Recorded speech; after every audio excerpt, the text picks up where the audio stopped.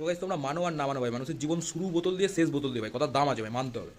মানুষের কচি বয়স থেকে শুরু করে ভাই মরা বয়স পর্যন্ত ভাই বোতল ছাড়া মানুষ চলতেই পারবে না। কেন বুঝিয়ে দিচ্ছি, দেখে নাও। একদম ছোট যখন রয়েছো তখন কি লাগে, তখন মানুষের একটা বাচ্চা, একদম সদ্য বাচ্চা কি খায়? দুধ। দুধ কিসে খায়? ফিটিং বোতল।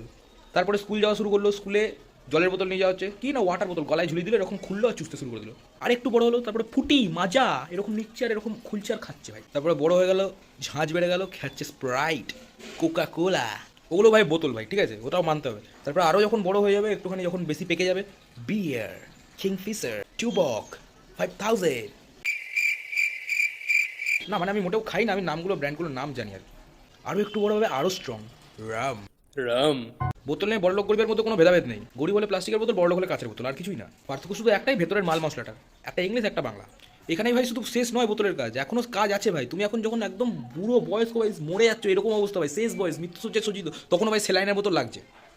তো ভাই এত দ্বারা প্রমাণিত হলো যে বোতল ভাই কচি বয়স থেকে বুড়ো বয়স অব্দি ভাই বোতল মানুষের লাগবেই। তো বি রেসপেক্ট বোতলকে। আর বোতল কি ভাই, বোতল বোতল আবার কোনো নাম? Bottle, bottle, BOTTLE, bottle. পাক শালা ইংরেজের বাচ্চা।